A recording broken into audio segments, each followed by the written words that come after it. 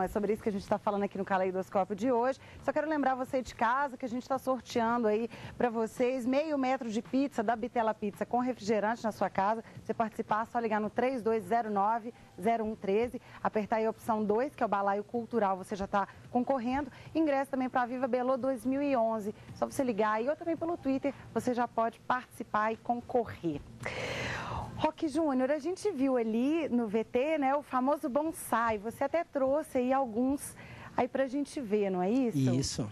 Pois é, você é o cara, né, assim, aqui no sentido do bonsai. Como é que começou essa história de você trabalhar com isso, de você se interessar por essa arte aí? Eu sou do interior. Fui criado em fazenda e era muito comum na fazenda a gente usar a árvore como ponto de referência. Então eu sempre, desde cedo, nunca imaginava que um dia fosse trabalhar com isso. Eu sempre tive uma atração por elas. E eu vim para BH, comecei a fazer economia. Quando eu estava na faculdade, numa floricultura perto da minha casa, eu vi um bonsai uma vez e me despertou muita atenção. Porque para quem viveu no interior, em casa, fazenda toda férias, feriado e fazenda, de hora para outra cair no apartamento, era meio cativante, sabe? Aí, quando eu descobri, o interesse foi de imediato. E aí eu comecei a pesquisar a respeito. Na época não tinha material nenhum, a internet ainda não era o que é hoje. Não pode nem falar a data, né? Aí, uma série de dificuldades, mas com livro mesmo. Comecei a pesquisar, comprar livros, normalmente em inglês, espanhol. No Brasil não tinha nada, bibliografia em português.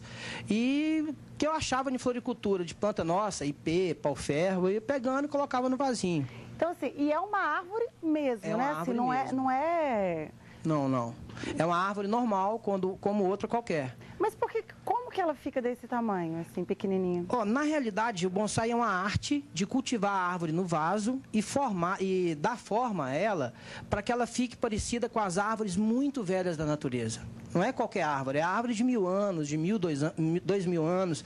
Essas árvores é que são as nossas referências artísticas.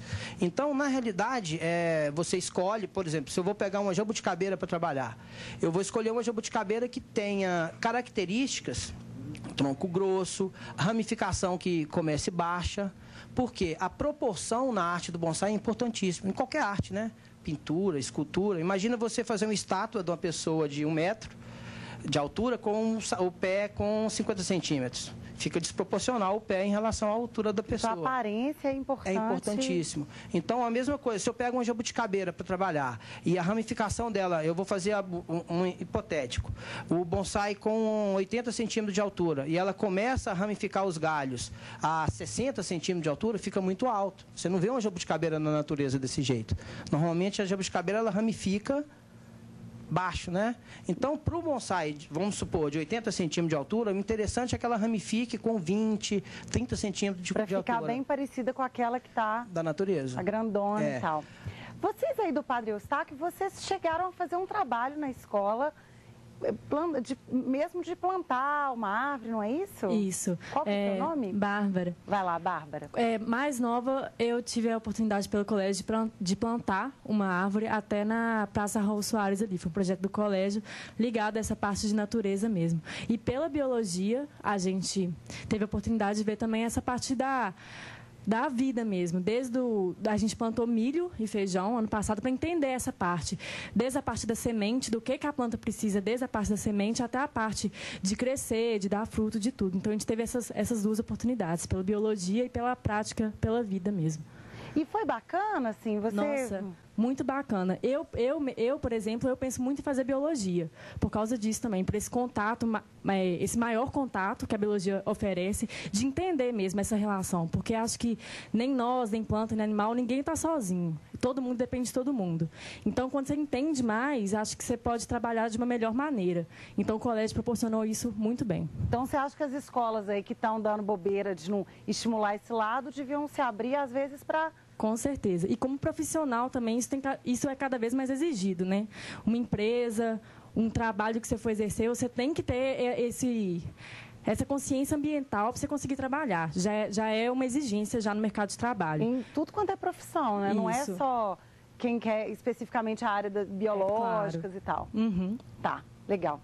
Agora, Irlana, a gente viu aí duas situações, né? A possibilidade de você ter uma árvore em casa, pequenininha e tal. que a gente ouviu o Roque Júnior contando. E no caso, a Bárbara, não é isso? Isso. A Bárbara contando que teve essa experiência mesmo com a árvore grandona e tal. Você não acha que a gente, por ter essa possibilidade de ter esse tipo de planta num apartamento, a gente às vezes acaba perdendo essa coisa de ir lá viver isso na natureza mesmo, em loco, que a gente tem ficado muito restrito ao apartamento? Por ter esse tipo de possibilidade? Ainda bem que a planta também pode vir até o nosso apartamento, né? Porque as soluções de vida moderna realmente nos afastam das zonas mais propícias à apreciação da natureza. E aí, no caso, trazer a planta para dentro de casa, ela ameniza esse processo e cria, de qualquer forma, um contato. Você vê aqui, Guilherme, por exemplo, é uma pessoa transformada. O futuro dele será diferente pelo contato que ele tem com as orquídeas. E é aquele problema do mundo, quer dizer, como é que a gente pode cuidar da natureza se a gente não ama a natureza? E como é que a gente pode amar a natureza se a gente não conhece nem convive com ela? Então, para a sua resposta, para mim, se a pessoa for buscar a natureza fora de casa ou trouxer ela para dentro de casa, está valendo igual. Sensacional. Guilherme, no seu caso, você mora em casa ou apartamento? Eu moro em casa. Você acha que o fato de você morar em casa estimulou você poder cuidar de tantas orquídeas e tudo mais? Eu acho que sim, também por causa do espaço que eu tenho para mexer com as plantas. Agora, você tem algum amigo que mora em apartamento e consegue administrar? Tenho um amigo que ele mora em apartamento, ele tem praticamente uns 50 vasos de plantas de orquídea. Eu não sei como que ele consegue colocar tanta planta, mas na varandinha ele construiu um mini orquidário e tá lá. Ele põe até em cima da cama, se bobear. Te pede pros irmãos dormirem em outro quarto e tal, para as orquídeas reinarem lá. Agora, na sua casa, apesar de você morar em casa, já rolou um estresse, assim, do cachorro, não tem essa história? Olha, São as lembranças fortes, são né, desse muitas momento. lembranças. No meu caso, não deu muito certo, também por causa da raça, que era um labrador. Não, mas conta o pessoal de casa, ninguém conhece a história, Tá. conta aí. É assim, meu pai ganhou um labrador de um amigo dele e colocou lá em casa. Então, eu ia mexendo com as plantas e o cachorro ficava me observando. Então, quando eu saí de perto, ele ia lá e tentava fazer a mesma coisa. Mas nesse dele tentar fazer a mesma coisa, ele matava todas as minhas plantas. Então, eu tinha uma média de 200 vasos e eu fiquei sem nenhum. Você chegou lá e ele tinha comido tudo. Isso mesmo. E aí, como é que você ficou arrasado? Fiquei muito triste, vários dias de luto. Isso foi... E eu não podia fazer nada, né? Porque se eu fosse bater no cachorro, depois o cachorro dava a louca lá e vinha pra cima de mim. Mas às vezes também ele tava querendo ajudar, né? Eu tenho que pensar por esse lado também. Mas a gente nunca para pra pensar por esse lado. E como é que você fez? Aí você teve que começar do zero, né? Olha, eu pensei até em desistir. Mas aí o pessoal da Associação Orquidófila, eles começaram a me mandar plantas, me dar plantas e começaram a me incentivar de novo. Mas você novinho desse jeito e a associação já te conhecia? É porque eu faço parte de uma associação em Betim. E tem uma que controla todas, como vários outros processos. Então, o pessoal, eles ficaram, vamos dizer, meio comovidos com essa história. Além pelo fato de eu ter me destacado nesse meio, porque além de eu ser um orquidófilo mirim, mexer com plantas desde novo. Legal. Vamos segurar aqui. E a gente ouviu essa história aí do cachorro e tal. Vocês falaram que plantas vocês acham legal e tal, mas com uma certa distância. E bicho, assim, como é que vocês são?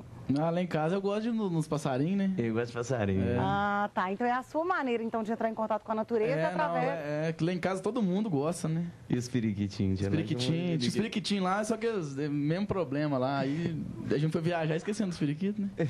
Ai, que dó. E aí? Ai, morreu, ué. Que horror!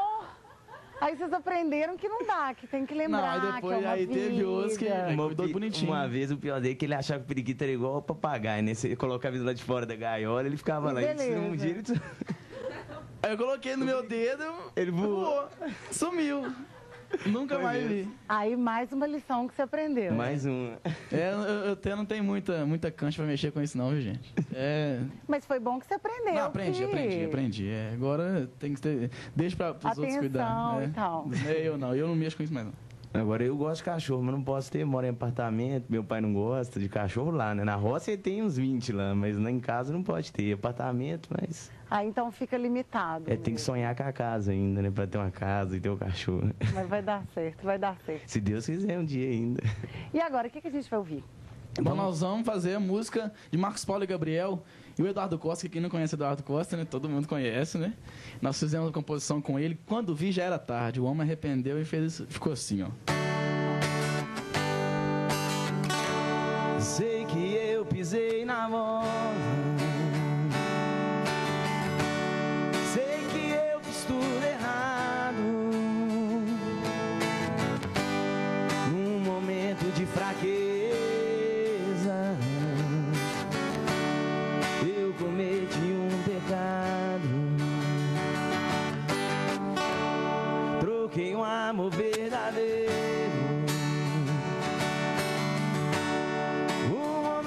de ilusão. Quando eu vi, já era tarde. Eu tinha sido um covarde, só agi com emoção. Troquei o amor de uma vida inteira por uma aventura. Joguei uma vida inteira fora, isso é uma loucura. Os planos que a gente tinha caiu pelo chão.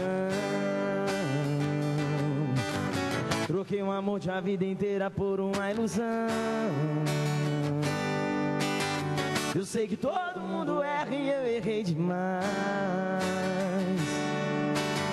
Preciso desse amor